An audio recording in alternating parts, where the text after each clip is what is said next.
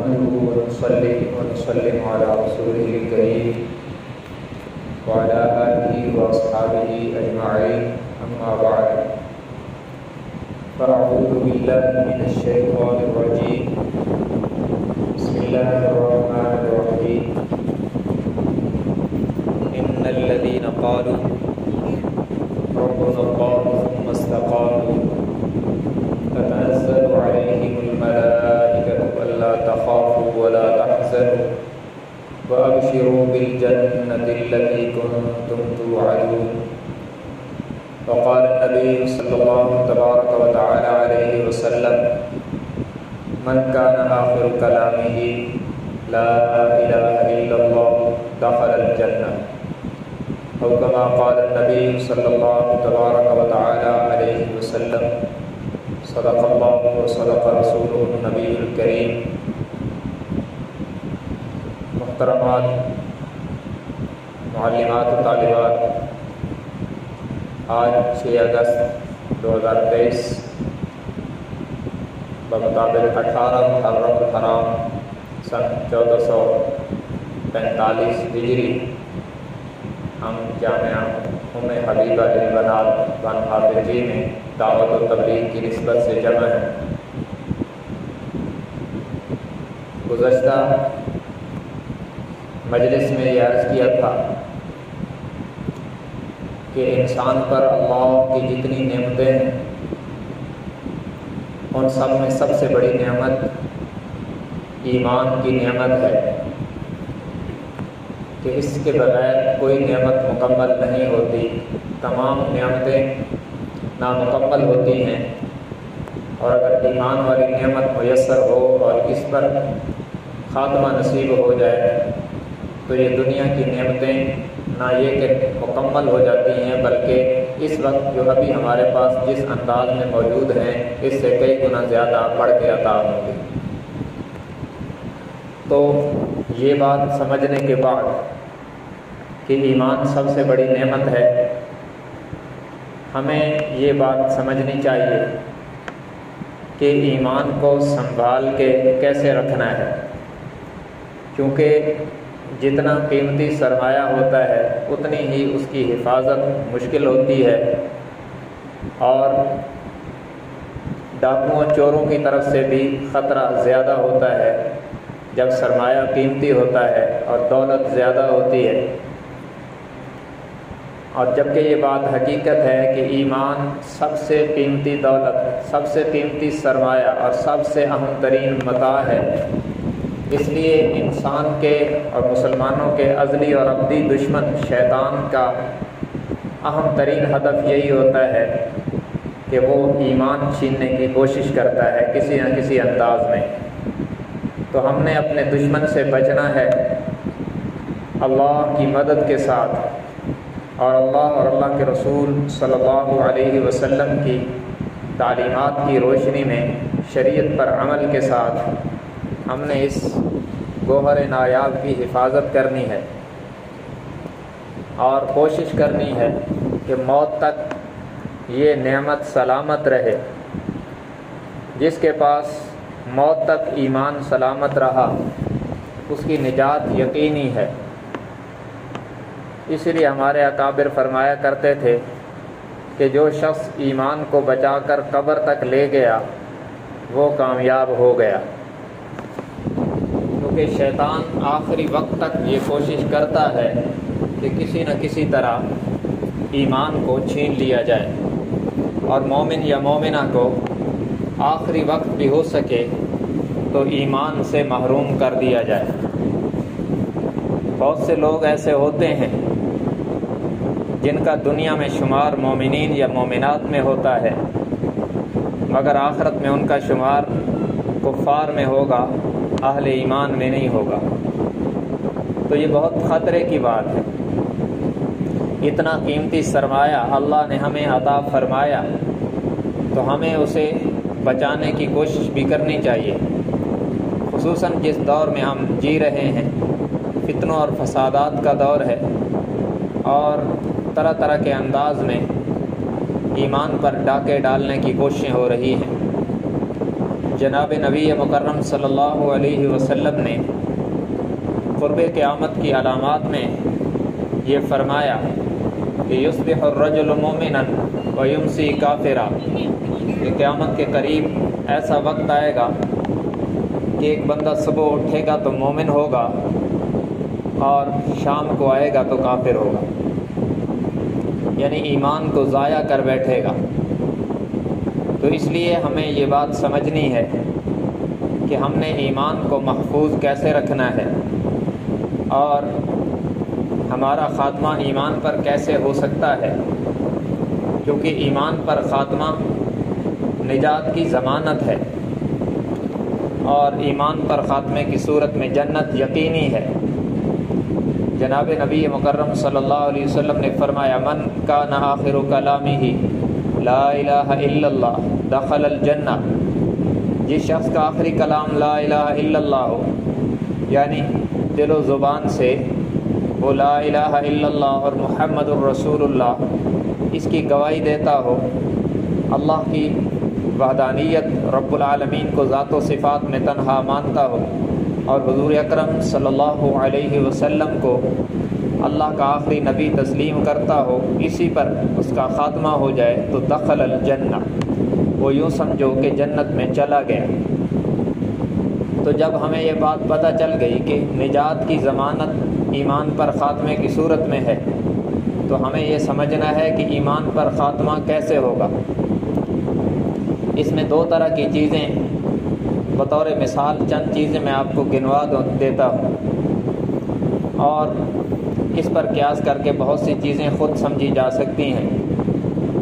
کچھ کام ایسے ہیں جو ہم نے نہیں کرنے، کیونکہ وہ کرنے کی نحوست کے نتیجے میں آخری وقت میں ایمان چھن جانے کا خطرہ ہے۔ اس میں سب سے اہم ترین چیز یہ ہے کہ ہم نے زبان کا غیر محتاط استعمال نہیں کرنا۔ زبان کا غیر محتاط استعمال، زبان کو بغیر ضرورت کی حرکت دینا، یعنی جا بجا بولتے رہنا اور ہر بات پہ تبصرہ کرنا، یہ بسا اوقات بندے کو ایمان سے محروم کروا دیتا ہے۔ اس لیے کہ بسا اوقات بندہ گفتگو میں کلمہ کفر کہہ بیٹھتا ہے جس کی وجہ سے ایمان چلا جاتا ہے۔ خصوصاً ہمارے ہاں چونکہ خواتین میں دینی تعلیم کا رجحان بہت ہی کم ہے، اور اکثر ہماری جو مائیں بہنیں اور خالائیں پھوپھیاں وغیرہ ہیں ان میں دینی تعلیم نہ ہونے کی وجہ سے کچھ کلمات رائج ہیں جو بولنے کی وجہ سے ایمان سے بندہ چلا جاتا ہے اور کفر میں چلا جاتا ہے، بہت خطرناک ہیں، کلمات کفر ہیں۔ اس لیے ان کو بولنے سے بچنا ہے۔ کسی نے بولا تو لا الہ الا اللہ محمد الرسول اللہ پڑھ کر ایمان کی تجدید لازم ہے۔ مثال کے طور پر ہمارے ہاں دیہاتوں میں ان پڑھ عورتوں میں ایک جملہ بولا جاتا ہے جس کو میں نقل کفر نباشت کے اصول کے تحت عرض کر رہا ہوں کہ کفر کو نقل کرنا اس نیت سے کہ لوگوں کو اس سے بچایا جائے وہ کفر نہیں ہوتا۔ اس لیے چند جملے بتلا رہا ہوں کہ ان سے ہم نے بچنا ہے، اور آپ لوگوں نے اپنی ان پڑھ ماؤں بہنوں کو، خالاؤں کو، پھوپھیوں کو بتانا ہے کہ یہ نہیں بولنا۔ یہ ہماری جو ان پڑھ عورتیں ہیں یہ بولتی ہیں اس وقت جب کوئی ایسا کام ہو جائے جو ان کے بقول پہلے تو ایسے نہیں ہوتا تھا اور اب ایسا ہو گیا، تو پھر وہ اپنے سادے پن میں اور اپنی زبان میں وہ کہتی ہیں کہ معاذ اللہ ہن تو خدا ہی سیاਣਾ تھی گئے۔ تو اس طرح کا جملہ بولنا بہت خطرناک ہے، اور یہ کلمہ کفر ہے، بندے کو کفر تک پہنچا دیتا ہے، ایمان سے نکال دیتا ہے۔ تو اس لیے یہ کوئی بولے تو اس کو کہو لا الہ الا اللہ محمد الرسول اللہ پڑھ کے ایمان کی تجدید کریں، اس سے ایمان چلا جاتا ہے۔ اسی طرح ہمارے ہاں مرد بھی عورتیں بھی جو دین سے ناواقف ہیں بعض دفعہ ایک جملہ بولتے ہیں، کوئی بندہ بیک ورڈ ایریا میں رہتا ہو تو اس کے اوپر تبصرہ کرتے ہیں کہ معاذ اللہ یہ تو خدا کے پچھاوڑے رہتا ہے۔ تو یہ بات کہنا یہ کلمہ کفر ہے۔ اللہ کے لیے تو سب طرفیں برابر ہیں، یعلم ما بین ایدیہم وما خلفہم، اس کے لیے ساری طرفیں برابر ہیں۔ یہ ہمارے ہاں آگے پیچھے کا فرق ہے، اللہ کے ہاں یہ فرق نہیں ہے۔ تو اس لیے رب العالمین کے متعلق یہ جملہ کہنا یہ کفر ہے۔ اس طرح بہت ساری چیزیں ہیں جو شعائر دین ہیں، شعائر اسلام ہیں، اسلام کی نشانیاں ہیں، ان کی توہین کرنا، ان کا مذاق اڑانا، یہ بندے کو کافر بنا دیتا ہے۔ جیسے لوگ داڑھیوں پر تبصرہ کرتے ہیں، معاذ اللہ الٹے سیدھے لفظ کہہ دیتے ہیں، تو چونکہ داڑھی اسلام کا شعار ہے اور رسول اللہ صلی اللہ علیہ وسلم کی سنت ہے، اس کی توہین کرنا، یاد رکھنا یہ عملاً حضور کی سنت ہے اور حکماً واجب ہے، اس کی توہین کرنا کفر ہے۔ تو اس طرح کی زبان کا غیر محتاط استعمال بندے کو کافر بنا دیتا ہے۔ اور اسی طرح شریعت کے احکام میں سے کسی کو خفیف سا بنا کر، ہلکا بنا کر پیش کرنا اور اس پر اس طرح کا تبصرہ کرنا، یہ بندے کو کافر بنا دیتا ہے، ایمان ختم ہو جاتا ہے ان چیزوں سے۔ اس لیے زبان کا محتاط استعمال کرنا چاہیے۔ بخاری شریف میں ہے، جناب نبی مکرم صلی اللہ علیہ وسلم نے فرمایا، میں نے سفر معراج میں جب جہنم دکھائی گئی تو میں نے اکثر عورتوں کو دیکھا۔ ایک خاتون نے پوچھا کہ ہم کیوں زیادہ نظر آئیں؟ تو آپ نے فرمایا، دو سبب بیان فرمایا، یکسرن اللعن و یکفرن العشیر، کہ عورتیں لعنت زیادہ کرتی ہیں اور شوہروں کی ناقدری اور ناشکری زیادہ کرتی ہیں۔ تو دونوں باتیں زبان کے گناہوں میں شامل ہیں۔ تھوڑی سی بات ہو تو لعنت کے لفظ استعمال کیے جاتے ہیں، اور لعنت ایسی بری چیز ہے کہ اگر آپ کسی کے لیے استعمال کریں گے وہ مستحق ہوگا تو ٹھیک ہے، ورنہ آپ کی طرف لوٹ کے آئے گی۔ اور اسی طرح ناشکری اور ناقدری یہ بھی بہت خطرناک چیز ہے۔ بسا اوقات اس کے نتیجے میں اگر یہ ناشکری ناقدری ایمان کی ہو جائے تو ایمان پر خاتمے کا، ایمان چھن جانے کا ذریعہ بھی بن سکتی ہے۔ تو اس لیے آپ نے دو سبب بیان کیے، یکسرن اللعن و یکفرن العشیر۔ تو دونوں باتیں، دونوں گناہ زبان سے متعلق ہیں، اس لیے ہمیں ان سے بچنا ہے۔ اور زبان کا غیر محتاط استعمال نہیں کرنا، اس میں بہت سے گناہ ہیں، غیبت ہے، چغلی ہے، جھوٹ ہے، یہ سارے گناہ ایسے ہیں جو ایمان کے لیے خطرناک ثابت ہوتے ہیں اور ایمان کو زنگ لگا دیتے ہیں، اور اگر ان پر اصرار ہوتا ہے تو پھر یہ خطرناک ثابت ہوتے ہیں، اور بسا اوقات ان گناہوں کے نتیجے میں آخری وقت میں ایمان پر خاتمہ نصیب نہیں ہوتا۔ تو اس لیے زبان کا غیر محتاط استعمال نہیں کرنا یہ خطرناک چیز ہے اور ایمان سے محرومی کا ذریعہ بن سکتی ہے۔ تو پہلا کام جو نہیں کرنا، یہ کام کرنے سے خطرہ ہو جاتا ہے، وہ یہ ہے کہ زبان کا غیر محتاط استعمال نہیں کرنا۔ دوسرا جو کام نہیں کرنا اور وہ کرنے سے ایمان کو خطرہ لاحق ہو جاتا ہے، وہ یہ ہے کہ کسی بھی انداز میں کسی کو دھوکہ نہیں دینا۔ دھوکہ دینے سے ایمان سے محرومی کا خطرہ ہے، اس لیے کہ دھوکے کی جتنی صورتیں ہیں تقریباً ان کے متعلق حدیث میں یہ لفظ آئے ہیں۔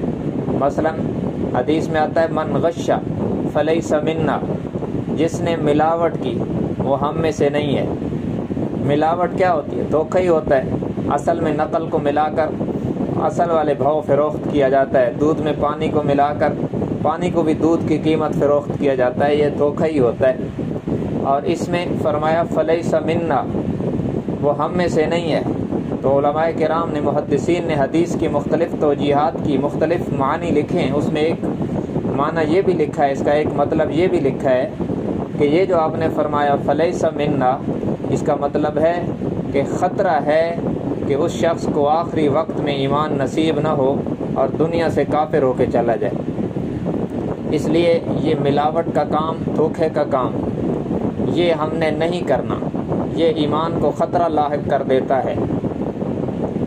اور تیسرا کام جو آپ نے نہیں کرنا، ہم نے نہیں کرنا، وہ یہ ہے کہ کسی بھی گناہ کو ہلکا نہیں سمجھنا اور کسی بھی نیکی کو معمولی نہیں سمجھنا کہ اس کے کرنے کی کیا ضرورت ہے۔ بس اوقات ہم لوگ جو دیندار سمجھے جاتے ہیں اور اللہ کے فضل سے پڑھ لکھ جاتے ہیں تو ہم کہتے ہیں جی نفل پڑھنے کی کیا ضرورت ہے، اس کی کوئی ضرورت نہیں ہے، اور یہ تو ایسے ہی ہیں کہ پڑھیں تو ثواب ہے ورنہ کوئی مسئلہ نہیں ہے۔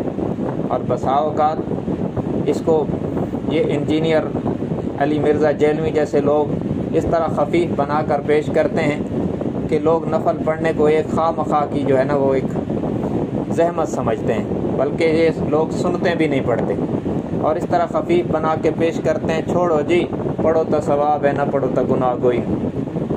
تو شرعی احکام کو اور حضور صلی اللہ علیہ وسلم کے مبارک جسم سے نکلنے والے اعمال کو ہلکا سمجھ کر انہیں ترک کر دینا، یہ اس کا نتیجہ بہت خطرناک ظاہر ہوتا ہے کہ اس کے نتیجے میں یہ ہوتا ہے جو لوگ نفلوں کو اہمیت نہیں دیتے مثال کے طور پر اور ان کو چھوڑ دیتے ہیں، پھر اگلے سٹیپ میں سنتے چھوڑتے ہیں، پھر یہ کہتے ہیں کہ بادشاہ حساب تو فرضوں کا ہوگا، سنتوں نفلوں کا حساب نہیں ہوگا۔ اس سٹیپ میں جا کر سنتے چھوڑتے ہیں اور پھر اس کے نتیجے میں فرضوں سے بھی رہتے ہیں، فرض بھی چھوڑ دیتے ہیں اور اس کے نتیجے میں جا کر سٹیپ بائی سٹیپ یہ ایمان سے ہاتھ دھو بیٹھتے ہیں۔ اس لیے کسی بھی نیکی کو خفیف سمجھنا، ہلکا سمجھنا یہ ایمان سے محرومی کا باعث بن سکتا ہے۔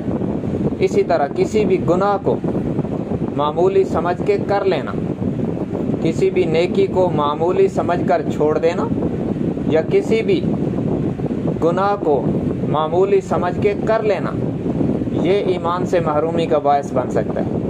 کہتے ہیں چھٹو جی مکروہ تحریمی تو ہے، حرام تو نہیں ہے۔ یہ کل کو شیطان اس کے ذہن میں ڈالے گا کہ کوئی بات نہیں، حرام بھی ہے تو توبہ سے معاف ہو جائے گا۔ اس کے نتیجے میں جب شرعی احکام کی اہمیت ہمارے ذہنوں میں نہ رہے گی تو ایمان سے محرومی کا ذریعہ بنے گا۔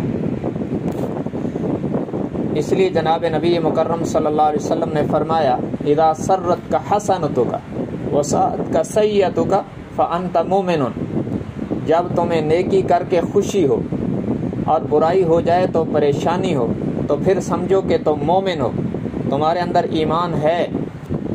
اور اگر نیکی کریں تو خوشی کوئی نہ ہو اور برائی ہو جائے تو پریشانی بھی کوئی نہ ہو تو پھر خطرہ ہے کہ کہیں اس دل سے ایمان کا چراغ گل تو نہیں ہو چکا۔ تو اس لیے یہ کام نہیں کرنا کہ گناہ کو معمولی سمجھ کے کرنا نہیں اور نیکی کو معمولی سمجھ کے چھوڑنا نہیں، بلکہ گناہ آپ دیکھیں، گناہ معمولی بھی ہو تو گناہ اللہ رسول کی نافرمانی کا نام ہے، وہ معمولی تو نہیں ہے۔ خدا اور رسول کی نافرمانی تو بہت بڑی حماقت ہے، یہ کوئی معمولی بات ہے۔ اور نیکی چاہے جیسی ہو اس کی شرعی حیثیت، لیکن ہے تو اس میں اللہ کی رضا، تو خدا کی رضا حاصل کرنا کوئی معمولی بات نہیں، بہت بڑی بات ہے، ہمیں کرنا چاہیے۔ جو بھی اس کی حیثیت ہو، شرعی فرض ہو، واجب ہو، سنت ہو یا مستحب ہو، لیکن ہے تو خدا کی رضا کا ذریعہ، اس لیے اسے شوق سے کرنا چاہیے۔ تو بہرحال یہ کام جنہیں نہیں کرنا، اور جو کرنے جن کاموں کو ہم کریں گے تو پھر وہ خطرہ ہوگا، مثلا زبان کا غیر محتاط استعمال کریں گے یا ملاوٹ دھوکہ کریں گے یا نیکیوں کو حقیر سمجھ کے چھوڑیں گے اور گناہ کو ہلکا سمجھ کے کریں گے تو خطرناک نتائج نکل سکتے ہیں۔ کچھ کام وہ ہیں جن کو کرنے کی برکت سے ایمان پر خاتمہ نصیب ہوتا ہے، ان میں سے چند چیزیں میں آپ کی خدمت میں عرض کر رہا ہوں، باقی ان پر قیاس کی جا سکتی ہیں۔ مثال کے طور پر ایمان والی نعمت کے عطا ہونے پر شکر ادا کرتے رہنے سے ایمان پر خاتمہ نصیب ہوگا، کیونکہ قرآن کریم میں ہے لَإِن شَكَرْتُمْ لَأَزِيدَنَّكُمْ، اگر تم شکر کرو گے تو رب العالمین فرماتے ہیں لَأَزِيدَنَّكُمْ، ضرور بس ضرور میں نعمت بڑھاؤں گا۔ تو ایمان والی نعمت پر اگر ہم شکر ادا کرتے رہیں گے تو اللہ نعمت بڑھاتے رہیں گے اللہ کا وعدہ ہے، اور ان اللہ لا یخلف المیعاد، اللہ وعدہ خلافی سے پاک ہے، تو یقیناً اللہ نعمت بڑھاتے رہیں گے، ہم شکر کرتے رہیں گے تو اللہ نعمت بڑھاتے رہیں گے، اور یہ نعمت بڑھتی رہے گی۔ ایک وقت آئے گا کہ اسی نعمت کے بڑھتے رہنے پر اور اسی نعمت کے اوپر ہمارا خاتمہ ہو جائے گا، ایمان پر خاتمہ ہو گیا تو نجات یقینی ہے۔ ایک اور کام جو ہم نے کرنا ہے اور جس کو عام طور پر ہم اہمیت نہیں دیتے لیکن اس کی برکت بہت زیادہ ہے، فضیلت بہت زیادہ ہے، وہ یہ ہے کہ مرد ہو یا عورت، ہمیں ہر نماز کے لیے وضو کرتے وقت مسواک کا اہتمام کرنا چاہیے، اور مسواک کو اس نیت سے کرنا چاہیے کہ یہ اللہ کے حبیب حضرت محمد صلی اللہ علیہ وسلم کی سنت ہے۔ دانت صاف کرنے کی نیت سے نہیں، سنت زندہ کرنے کی نیت سے کرنا چاہیے۔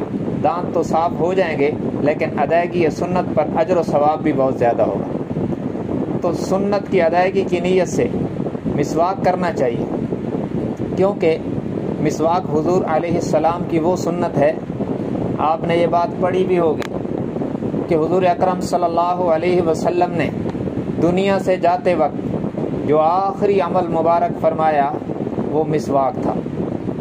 حضور کو اس سے اتنا پیار تھا کہ دنیا سے جاتے جاتے ہی مسواک کر کے چلے گئے۔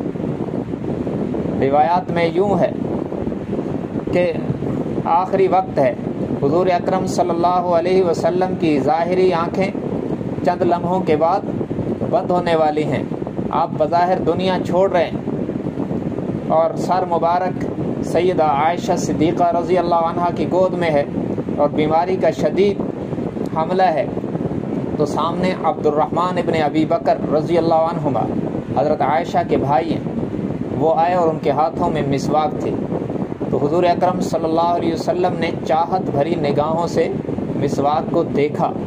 حضرت عائشہ صدیقہ رضی اللہ عنہا جو مزاج شناس نبوت تھیں، وہ سمجھ گئے کہ آپ مسواک فرمانا چاہتے ہیں۔ آپ نے اپنے بھائی سے مسواک لی اور اپنے مبارک پاکیزہ دانتوں سے چبائی اور پھر حضور اکرم صلی اللہ علیہ وسلم کو عطا فرمائی، آپ کو دی، اور آپ نے وہی مسواک خود استعمال فرمائی، حضرت عائشہ کی چبائی ہوئی، جس سے ہمیں یہ بھی سمجھ میں آ گیا کہ حضرت عائشہ رضی اللہ عنہ کی پاکیزگی پر، ان کی طہارت پر، ان کی عفت پر حضور اکرم صلی اللہ علیہ وسلم کو اتنا بڑا اعتماد تھا کہ آخری وقت میں ان کی چبائی ہوئی مسواک کو استعمال فرما کر پاک نبی نے بتلایا کہ جس طرح نبی پاک ہیں اس طرح حضور کی بیویاں بھی پاک ہیں۔ تو یہ آخری عمل فرما کر امت کو عمل سے یہ بتایا کہ مجھے اس سنت سے کتنا پیار ہے کہ آخری وقت میں بھی اس کا اہتمام کیا جا رہا ہے۔ اور یوں فرمایا لولا اشق عن امتی لامرت السواک فی کل صلاۃ، اگر مجھے اپنی امت پر مشقت کا اندیشہ نہ ہوتا تو میں ہر نماز کے لیے مسواک کو لازم کر دیتا۔ تو یہ عمل ہمیں کرنا چاہیے۔ حدیث میں ہے کہ مسواک کے 70 فائدے ہیں، اور آپ کو پتہ ہے عربی میں 70 کا عدد یہ تحدید کے لیے نہیں آتا کہ بس 70 ہی ہیں، عربی میں 70 کا عدد کثرت بیان کرنے کے لیے آتا ہے کہ مسواک کے 70 فائدے ہیں، بہت زیادہ فائدے ہیں۔ اس کا مطلب یہ ہے کہ مسواک کے بہت زیادہ فائدے ہیں۔ السواک مطہرۃ للفم ومرضاۃ لربی، فرمایا مسواک منہ کو پاک کر دیتا ہے اور اللہ کو راضی کر دیتا ہے۔ تو اس میں 70 فائدے ہیں، اور ایک اہم ترین فائدہ یہ ہے کہ مسواک کرنے والے مرد کو اور مسواک کرنے والی عورت کو آخری وقت میں کلمہ طیبہ نصیب ہوگا۔ اور پھر من کان آخر کلامہ لا الہ الا اللہ دخل الجنہ، جس شخص کو آخری وقت میں کلمہ طیبہ نصیب ہو گیا وہ جنت میں داخل ہو گیا۔ تو اس سنت کی ادائیگی کی برکت سے آخری وقت میں کلمہ طیبہ نصیب ہوگا، تو کتنا بڑا کار خیر ہے اور کوئی مشقت کا کام نہیں ہے۔ اور تیسرا کام جو ہم نے اہتمام سے کرنا ہے اور اس کی برکت سے ایمان پر خاتمہ نصیب ہوگا انشاءاللہ، اور وہ یہ ہے کہ 5 وقت نمازوں کا اہتمام کرنا ہے۔ یہ اتنی بڑی نیکی ہے کہ اس پر ایمان پر خاتمہ ہوگا گارنٹی کے ساتھ۔ اس لیے کہ حدیث میں آتا ہے جب بندہ مرنے لگتا ہے تو شیطان آخری وقت میں ایمان چھیننے کے لیے بڑی مذموم اور مضبوط کوشش کرتا ہے۔ بیٹیوں غور سے سنو، مرنا ہم سب نے ہے، کوئی موت سے بچ نہیں سکتا۔ اینما تکونوا یدرککم الموت ولو کنتم فی بروج مشیدہ، موت سے کسی کو مفر نہیں، اور آخری وقت میں شیطان بڑے مذموم اور مضبوط طریقے سے ایمان چھیننے آتا ہے۔ حدیث میں آتا ہے کہ اس کے وہ رشتہ دار جو اس سے پہلے مر چکے ہوتے ہیں، یہ شیطان ان کی شکل میں آ جاتا ہے۔ اس لیے آپ نے سنا ہوگا یا کئی دفعہ خود مشاہدہ کا موقع ملا ہوگا کسی میت کے پاس بیٹھ کر، مرنے والے کے پاس، کہ وہ کہتے ہیں فلاں تو آ گیا یا فلاں تو آ گئی۔ یہ لوگ سمجھتے ہیں کہ اس کا دماغ اب کام چھوڑ گیا ہے۔ حقیقت یہ ہوتی ہے کہ اس کے پاس وہ شکلیں آ رہی ہوتی ہیں، شیطان وہ شکلیں بن کے آتا ہے جو اس سے پہلے مر چکے ہیں یا مر چکی ہیں، ان کی شکلیں بنا کے آ جاتا ہے اور اس کو کہتا ہے کہ یہ جو تم نے قرآن حدیث میں پڑھ رکھا ہے کہ قبر ہے اور حشر ہے اور جنت ہے اور جہنم ہے، اور یہ ایسی باتیں ہیں، کچھ بھی نہیں ہے۔ تو اگر یہ اس کے بہکاوے میں آ کر کہہ دے کہ ٹھیک ہے کچھ بھی نہیں ہے، تو اس کا ایمان تو گیا، وہ تو موت کے وقت ایمان سے محرومی ہو گئی۔ تو حدیث میں ہے کہ جب شیطان کسی نمازی کے پاس آتا ہے، کسی نماز کا اہتمام کرنے والے مرد کے پاس یا نماز کا اہتمام کرنے والی عورت کے پاس آتا ہے شیطان اس طرح بن کر اس کا ایمان لوٹنے کے لیے، تو اللہ ایک فرشتے کو بھیجتے ہیں جو آ کر شیطان کو دھکا مار دیتا ہے کہ دفع ہو جائیے، اس نے پوری زندگی رب کا سجدہ قضا نہیں کیا اور ابھی تو ایمان لوٹنے آیا ہے، میں اللہ کی طرف سے اس کے ایمان پر پہرا دینے آیا ہوں۔ تو اس طرح نمازی کا اہتمام، نمازی کا ایمان محفوظ رہ جاتا ہے۔ تو نماز اتنی بڑی دولت ہے جو دنیا میں بھی ایمان پر تازگی کا ذریعہ بنتی رہتی ہے اور اطمینان کا ذریعہ بنتی رہتی ہے، اور آخری وقت میں ایمان پر پہرا دلوائے گی اور حفاظت ایمان کی ضمانت ہے۔ اہتمام، نماز کا اہتمام حفاظت ایمان کی ضمانت ہے، اس لیے ہم نے اہتمام کرنا ہے۔ اور چوتھا کام جو ہم نے کرنا ہے اور اس کی برکت سے ایمان پر خاتمہ نصیب ہوگا، وہ یہ ہے کہ اللہ کی رضا کے لیے حسب استطاعت صدقہ کرتے رہنا چاہیے۔ جتنی توفیق ہو، جتنی ہمت ہو، حسب استطاعت اللہ کی رضا کے لیے، لوگوں کو دکھانے کے لیے نہیں یا دنیاوی کسی فائدے کے لیے نہیں، اللہ کو راضی کرنے کے لیے حسب استطاعت صدقہ کرتے رہنا چاہیے۔ اس کی برکت سے ایمان پر خاتمہ نصیب ہوگا، اس لیے کہ جناب نبی کریم صلی اللہ علیہ وسلم نے فرمایا ان الصدقۃ ترد البلاء وتدفع میتۃ السوء وتطفئ غضب الرب، کہ صدقہ مصیبت کو ٹال دیتا ہے اور بری موت کو دفع کر دیتا ہے اور اللہ کے غصے کو رحمت میں تبدیل کر دیتا ہے۔ تو یوں کہوں گا کہ صدقہ مصیبت کو ٹال دیتا ہے اور موت کی تلخی کو راحت میں بدل دیتا ہے اور اللہ کے غصے کو رحمت میں تبدیل کر دیتا ہے۔ تو موت کی تلخی راحت میں اسی پر بدلے گی جو مومن ہوگا اور جو مومنہ ہوگی۔ تو جب صدقے کی برکت سے موت کی تلخی راحت میں بدلے گی اور اللہ کا غصہ رحمت میں بدلے گا، یہ اس بات کی ضمانت ہے کہ صدقہ کرنے والا مرد ہو یا عورت ہو، اس کا دنیا سے جانا ایمان کے ساتھ ہوگا۔ اس لیے کہ بغیر ایمان کے موت کی تلخی راحت میں نہیں بدل سکتی اور اللہ کا غصہ رحمت سے نہیں بدل سکتا۔ یہ ایمان وہ نسخہ ہے جو موت کی تلخی کو راحت میں بدلتا ہے اور اللہ کے غصے کو رحمت میں بدلتا ہے۔ جس کے پاس ایمان نہیں اس کے لیے تو خلود فی النار ہے، وہ تو ہمیشہ کے لیے جہنم میں ہے، تو اس پر یہ انعامات ہو نہیں سکتے۔ تو جب صدقے کی برکت سے یہ انعام ہوں گے کہ موت کی تلخی راحت سے بدلے گی اور اللہ کا غصہ رحمت سے بدلے گا، یہ اس بات کی ضمانت ہے کہ اس شخص کا، اس مرد کا یا اس عورت کا خاتمہ ایمان پہ ہوگا جس کی عادت صدقہ کرنے کی ہوگی اللہ کو راضی کرنے کے لیے۔ تو اس لیے حسب استطاعت اللہ کی رضا کے لیے صدقات کا معمول بنائیں۔ اور ایک پانچواں کام یہ بھی اہتمام سے کیا کریں مردوں کے لیے بھی عورتوں کے لیے بھی، وہ یہ ہے کہ جب اذان ہو تو اپنے محلے کی اذان، مثلا یہاں پہ جب ہماری مسجد میں ادھر اذان ہو رہی ہوتی ہے، یا آپ گھروں میں ہو تو محلے کی مسجد میں اذان ہو رہی ہوتی ہے، تو آپ جس حال میں ہو اذان کا جواب دیا کریں۔ اذان کا جواب کیا ہے؟ جب مؤذن کہے اللہ اکبر اللہ اکبر تو آپ آہستہ سے کہو اللہ اکبر اللہ اکبر۔ حضور علیہ السلام نے فرمایا قولوا مثل ما یقول المؤذن، ایسے کہو جیسے مؤذن کہتا ہے، تو وہ کلمات کہتی رہیں آہستہ دل میں، اور جب وہ کہے حی علی الصلاۃ یا حی علی الفلاح تو آپ کہو لا حول ولا قوت الا باللہ العلی العظیم، اور جب وہ فجر کی اذان میں کہے الصلاۃ خیر من النوم تو آپ کہو صدقت وبررت وبالحق نطقت۔ تو باقی کلمات کا جواب اسی طرح ہے اللہ اکبر اللہ اکبر، اور جب وہ کہے لا الہ الا اللہ تو آپ بھی کہو لا الہ الا اللہ بس۔ اس کے بعد کیا کریں؟ حدیث میں ہے، اس کے بعد حضور علیہ السلام نے فرمایا مجھ پر درود پڑھو، اور پھر فرمایا میرے لیے وسیلہ اور فضیلت کی دعا کریں، وہ جو اللہم رب هذه الدعوۃ التامہ، یہ دعا پڑھیں۔ تو جو شخص، جو مرد اور جو عورت اذان کا جواب دے اور اس کے بعد درود شریف پڑھے اور دعا پڑھے، اور کسی اگر پرانی عمر کی ماں بہن کو یہ دعا نہ آتی ہو تو درود شریف ہی پڑھ لے، تو یہ گارنٹی ہے کہ جو بھی مرد عورت اذان کا جواب دے اس کے بعد درود و دعا پڑھے اس کا خاتمہ ایمان پہ ہوگا۔